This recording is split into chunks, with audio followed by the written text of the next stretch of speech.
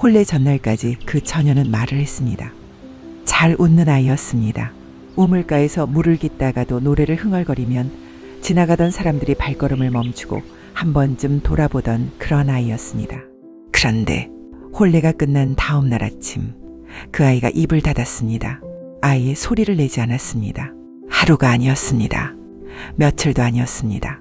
한 달이 지나도 두 달이 지나도 아무 말이 없었습니다. 3년이었습니다.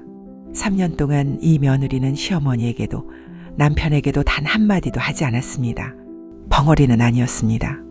부르면 돌아봤고 시키는 일은 빠짐없이 해냈습니다. 다 알아듣고 있었습니다. 그저 입을 열지 않았을 뿐이었습니다. 처음에는 다들 기다렸습니다. 낯선 집이라 낯가림이 심한가 보다.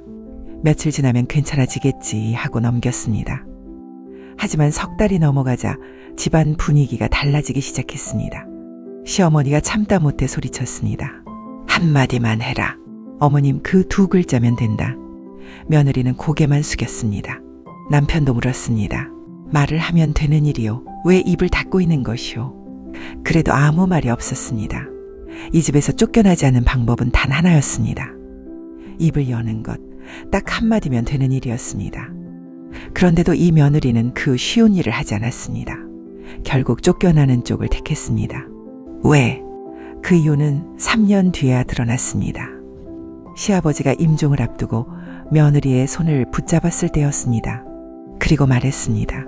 이제 말해도 된다. 그 한마디에 3년 동안 닫혀있던 입이 열렸습니다. 그리고 그날 남편은 그 자리에서 무너졌습니다. 말을 하지 않았던 것이 아니라 말을 할 수 없었던 이유가 있었기 때문입니다. 이름은 덕이, 경상도 어느 고을에서 시집을 온 21살 며느리였습니다. 이야기는 그 아이가 처음 입을 닫았던 혼례 다음날 아침부터 시작됩니다. 시어머니가 부엌으로 들어왔습니다. 아침은 뭘 할 거냐? 며느리는 고개만 숙였습니다. 대답은 없었습니다. 대신 손이 먼저 움직였습니다. 쌀을 씻고 불을 지피고 말없이 상을 차렸습니다. 그날도 그랬습니다. 그 다음 날도 같았습니다. 그 다음 날도 다르지 않았습니다. 아무 말 없이 같은 아침이 이어졌습니다. 그렇게 한 달이 지났습니다. 마을에 말이 돌기 시작했습니다. 윤서방댁 며느리가 벙어리라더라. 벙어리가 아니라 혼례의 뒤에 갑자기 입을 닫았다더라. 이상하지 않으냐? 쫓아내야 하는 것 아니냐? 사람들 입은 빨랐습니다. 한 번 붙은 말은 금세 온 마을을 돌았습니다. 시어머니는 장에 나가도 고개를 들지 못했습니다. 마주치는 사람마다 시선을 피했습니다. 이 집안은 비록 종갓집은 아니었지만 이 고을에서 체면 하나로 버텨온 집안이었습니다. 며느리 하나로 그 체면이 흔들리고 있었습니다. 그날 이후 시어머니의 눈이 달라졌습니다. 말을 건네지 않았습니다. 대신 보는 눈이 차가워졌습니다. 덕이는 알고 있었습니다.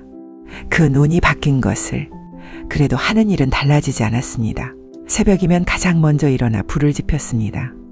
우물에서 물을 길어오고 시아버지의 탕약을 다리고 시어머니의 빨래를 삶았습니다. 해가 지면 남편의 버선을 깁고 마루를 닦았습니다. 밤이 깊어서야 자리에 누웠습니다. 말을 하지 않을 뿐 이 집에서 가장 많이 움직이는 사람은 며느리였습니다. 그런데 석 달이 되기 전부터 기수의 마음이 편하지 않았습니다. 처음에는 넘겼습니다. 낯을 가리는가 보다 했습니다. 하지만 시간이 갈수록 생각이 하나씩 쌓이기 시작했습니다. 이 여인은 이 집에 살 마음이 있는 것인가? 아니면 처음부터 이 혼인을 깨려는 것인가? 말을 못하는 것이 아니라 말을 하지 않아서 쫓겨나려는 것은 아닌지 그 생각이 머릿속에서 떨어지지 않았습니다. 석 달째 되던 어느 날이었습니다. 그날따라 유난히 추웠습니다. 덕이는 부엌에서 국을 끓이고 있었습니다. 방 안에서 기침 소리가 들렸습니다. 짧은 기침이 아니었습니다. 가슴 깊은 곳에서 끓어오르는 오래 앓은 사람의 기침이었습니다. 기침이 점점 거칠어졌습니다. 숨이 막히는 소리가 섞였습니다. 덕이의 손이 멈췄습니다. 국자를 내려놓았습니다. 천천히 몸을 돌렸습니다. 그리고 입이 열렸습니다. 아버. 그 한 글자가 입술 사이로 새어나오려는 순간 덕이는 두 손으로 입을 막았습니다. 심장이 세게 뛰었습니다. 숨이 가빠졌습니다. 등으로 식은땀이 흘렀습니다. 그때였습니다. 부엌 문 밖에서 빨래를 걷고 있던 시어머니가 고개를 돌렸습니다. 지금 뭐라 했느냐?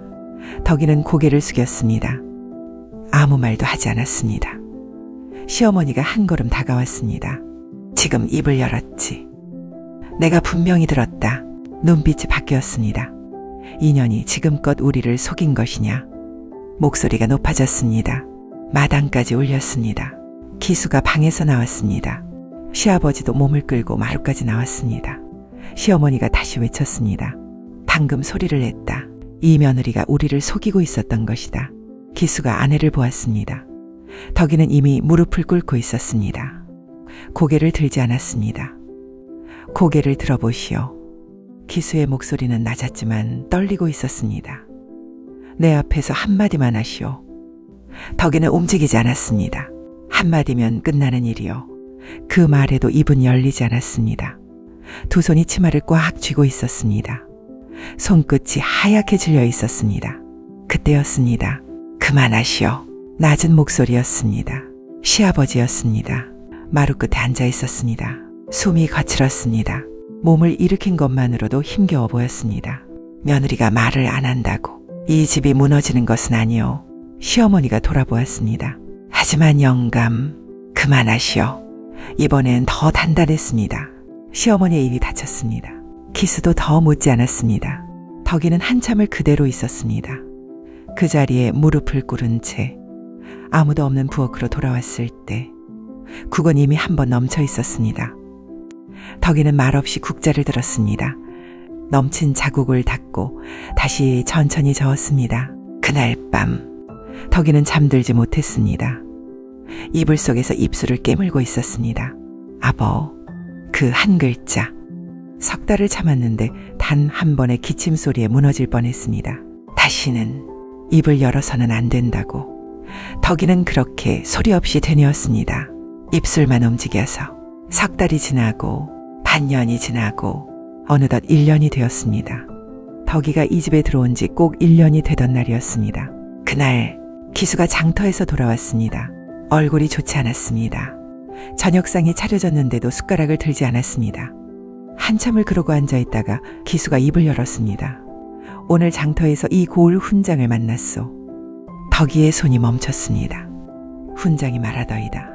경상도 어느 고을에서 역적의 연저로 멸문당한 집안이 있었다고. 방 안이 조용해졌습니다. 그 집안에 살아남은 아이가 하나 있었다고 하오. 기수의 시선이 천천히 아내에게로 갔습니다. 혹시 말을 다 잊지 않았습니다. 당신이 그 아이요. 덕이의 눈이 아주 잠깐 흔들렸습니다. 하지만 고개는 들지 않았습니다. 대답도 없었습니다. 기수가 숟가락을 내려놓았습니다. 천천히 숨을 고르듯 말했습니다. 말을 안 하는 것이 아니라 말을 하면 안 되는 것이구려. 잠시 멈췄습니다. 말이 나오면 어느 고을 사람인지 알게 되고 더 낮아졌습니다. 그러면 당신이 누구인지 드러나는 것이고. 덕이는 움직이지 않았습니다. 그때 기수의 눈에 들어온 것이 있었습니다. 무릎 위에 올려진 두 손, 치마를 쥔 손가락 사이로 조용히 번지는 물기, 울고 있었습니다. 소리도 없이 고개도 들지 않은 채 기수는 아무 말도 하지 못했습니다. 한참 뒤에야 입을 열었습니다. 내일 아침 어머니께 말씀드리겠소. 그 순간 덕이가 고개를 들었습니다. 눈이 젖어 있었습니다. 입술이 떨리고 있었습니다. 그리고 덕이가 이 집에 온 뒤 처음으로 말 대신 몸을 움직였습니다. 두 손을 마루에 짚고 이마를 바닥에 댔습니다. 절이었습니다. 남편에게 하는 절이 아니었습니다. 살려달라는 절이었습니다. 기수는 그 자리에 굳어버렸습니다. 아무 말도 할 수 없었습니다. 다음 날 아침 기수는 어머니께 아무 말도 하지 않았습니다. 기수는 더 이상 묻지 않았습니다. 묻지 않는 것이 자신이 해줄 수 있는 전부라고 생각했습니다. 그렇게 시간이 흘러 2년이 되었습니다. 시어머니의 인내도 그때쯤 바닥이 나 있었습니다. 어느 날 시어머니가 며느리를 마루로 불러 세웠습니다. 기수도 불렀고 시아버지도 자리에 앉아 있었습니다. 2년째다. 낮은 목소리였습니다. 하지만 그 안에 쌓인 것은 가볍지 않았습니다. 2년 동안 며느리 입에서 단 한마디도 나오지 않았다. 잠시 숨을 골랐습니다. 마을 사람들이 뭐라 하는지 아느냐? 고개를 들었습니다. 벙어리를 들였다 한다. 집안이 미쳤다 한다. 눈이 붉어졌습니다. 내가 참을 만큼 참았다. 그리고 기수를 보았습니다. 내일 아침 잠시 멈췄습니다. 이 며느리 친정으로 돌려보내겠다. 기수는 고개를 숙인 채 아무 말도 하지 않았습니다. 이번에는 막지 않았습니다. 덕이는 그 자리에 무릎을 꿇고 있었습니다. 고개를 숙인 채 두 손을 가지런히 모은 채 시어머니가 말했습니다. 지금이라도 입을 열어라. 한마디면 된다. 어머님, 그 두 글자면 된다. 그러면 보내지 않겠다. 바람이 스쳤습니다. 마루 위가 고요해졌습니다. 모든 시선이 덕이에게 향했습니다. 한마디면 되는 일이었습니다. 이 집에 남을 수 있었습니다. 딱 한마디면 덕이의 입술이 아주 천천히 떨렸습니다. 열릴 것처럼 보였습니다. 하지만 다시 닫혔습니다. 그리고 덕이는 마루에 이마를 대었습니다. 끝내 아무 말도 하지 않았습니다. 시어머니가 자리에서 일어났습니다. 됐다. 내일 아침 보내겠다. 발걸음이 멀어졌습니다. 기수도 뒤를 돌아보지 않고 일어났습니다. 마루 위에는 덕이 혼자 남았습니다. 엎드린 채 한동안 움직이지 않았습니다. 그때였습니다. 기척이 다가왔습니다. 시아버지였습니다. 마루 끝에 앉았습니다. 한참을 말이 없었습니다. 그리고 덕이야. 그 한마디에 덕이의 어깨가 작게 떨렸습니다. 시아버지는 멀리 어딘가를 보고 있었습니다. 가지 않아도 된다. 조용히 말했습니다. 내가 말하겠다. 덕이가 천천히 고개를 들었습니다. 시아버지를 바라보았습니다. 그 눈에 물기가 고여 있었습니다. 네가 왜 말을 못하는지. 잠시 멈췄습니다. 나는 안다. 덕이의 눈이 크게 흔들렸습니다. 시아버지는 시선을 내리지 않았습니다. 내 아비와 나는 말이 잠시 끊겼습니다. 벗이었다. 그 한마디만 남겼습니다. 이 혼인은 우연이 아니다. 더는 말하지 않았습니다. 그러니 가지 않아도 된다. 시아버지는 천천히 자리에서 일어났습니다. 돌아가는 뒷모습이 유난히 느렸습니다. 덕이는 그 등을 끝까지 바라보고 있었습니다. 그날 밤 덕이는 부엌 한쪽에 앉아 새벽까지 울었습니다. 소리 없이 늘 그랬던 것처럼. 다음 날 아침 시어머니는 며느리를 보내지 않았습니다. 무슨 말이 오갔는지는 아무도 몰랐습니다. 다만 시어머니의 얼굴이 조금 달라져 있었습니다. 여전히 차가웠지만 그 안에 작은 틈 하나가 생겨 있었습니다. 그렇게 3년째에 접어들었습니다. 시아버지의 병이 깊어졌습니다. 기침이 잦아졌습니다. 밥을 넘기지 못하는 날이 많아졌습니다. 몸이 눈에 띄게 말라갔습니다. 덕이는 새벽마다 약을 다렸습니다. 하루에도 몇 번씩 방에 들어가 이마에 열을 짚었습니다. 미음을 쏘어 숟가락으로 천천히 떠올렸습니다. 한 숟갈, 그리고 다시 한 숟갈. 삼키지 못하면 몸을 일으켜 등을 받쳐주었습니다. 손바닥으로 등을 쓸어내렸습니다. 담이 깊어 시어머니가 지쳐 잠든 뒤에도 덕이는 그 곁을 떠나지 않았습니다. 기수가 말했습니다. 이제 그만 쉬시오. 당신도 쓰러지겠소. 덕이는 고개를 저었습니다. 그리고 다시 약사발을 들었습니다. 그의 늦가을이었습니다.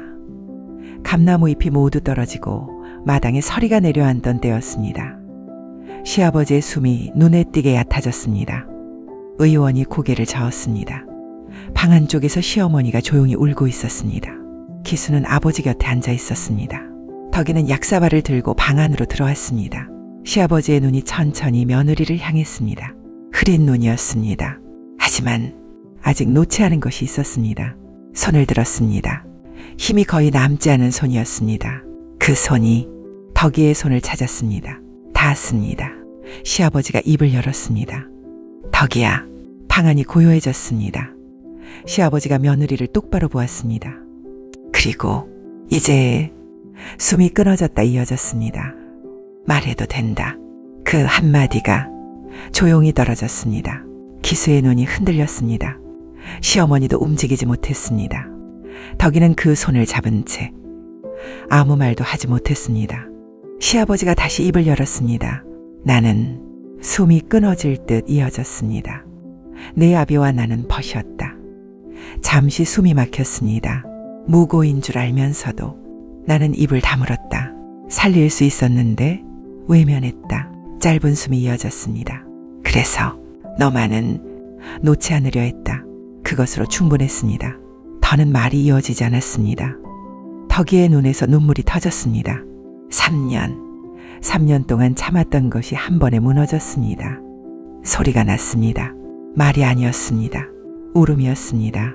목 깊은 곳에서 터져나온 울음이었습니다. 기수는 고개를 들지 못했습니다. 두 손이 무릎 위에서 떨리고 있었습니다. 시어머니는 바닥에 손을 짚었습니다. 고개가 천천히 숙여졌습니다. 머릿속에 그날의 말이 떠올랐습니다. 입을 열어라. 한마디면 된다. 그때 이 아이는 알고 있었습니다. 말을 하면 이 집이 무너질 수도 있다는 것을. 그래서 입을 닫았습니다. 시어머니의 눈에서 처음으로 눈물이 떨어졌습니다. 시아버지가 마지막으로 말했습니다. 기수야. 기수가 고개를 들었습니다. 이 아이를. 말이 이어지지 않았습니다. 부탁한다. 기수의 입술이 떨렸습니다. 대답이 나오지 않았습니다. 그저 고개를 끄덕였습니다. 그것으로 충분했습니다. 그 순간이 마지막이었습니다. 시아버지는 며느리의 손을 잡은 채 눈을 감았습니다. 방 안에는 울음소리만 남았습니다. 시아버지의 장례를 치른 뒤 사흘째 되던 날이었습니다. 기수가 영전 앞에 앉아 있었습니다. 덕이가 방에 들어왔습니다. 말없이 재물을 올렸습니다. 그리고 천천히 무릎을 꿇었습니다. 기수가 아내를 바라보았습니다. 덕이가 입을 열었습니다. 3년 만에 처음으로 온전한 말이었습니다. 말하면 갈라졌습니다. 쓰지 않던 목이 제대로 소리를 내지 못하고 있었습니다. 이 집이 무너질까봐 숨을 삼켰습니다. 아버님이 지키신 것이 흔들릴까봐 조금 더 낮아졌습니다. 두려웠습니다. 방 안이 조용해졌습니다. 기수는 아무 말도 하지 못했습니다. 덕이가 영전을 향해 절을 올렸습니다. 이마가 바닥에 닿았습니다. 그리고 아버님, 짧게 멈췄습니다. 감사했습니다. 그 말이 끝났습니다. 기수가 고개를 숙였습니다. 어깨가 가볍지 않게 떨리고 있었습니다. 3년 동안 곁에 있으면서도 아무것도 몰랐다는 것을 그제 알았습니다. 기수가 천천히 손을 내밀었습니다. 아내의 손을 잡았습니다. 3년 동안 한 번도 잡아주지 못했던 손이었습니다. 미안하오. 그 한마디였습니다. 그것이 기수가 할 수 있는 전부였습니다. 덕이는 아무 말도 하지 않았습니다. 다만 그 손을 놓지 않았습니다. 영전 앞에는 두 사람의 그림자가 나란히 비쳐 있었습니다. 그날 이후 기수는 과거에 급제했습니다. 어디로 부임을 가든 억울한 일을 당한 사람의 기록을 그대로 넘기지 않았다고 합니다. 그는 이제 알게 되었기 때문입니다. 3년을 입 닫은 며느리, 30년을 죄 속에 살다간 아버지, 그리고 그 침묵 앞에서 뒤늦게 눈을 뜬 남편. 그 집에는 오래 말하지 못한 것들이 남아 있었습니다. 어쩌면 가장 긴 침묵을 견딘 사람은 덕이가 아니라 끝내 입을 열지 못했던 아버지였는지도 모릅니다. 밤의 설화였습니다. 말하지 못한 마음이 있으시다면 내일은 한번 꺼내보시길 바랍니다. 편안한 밤 되십시오.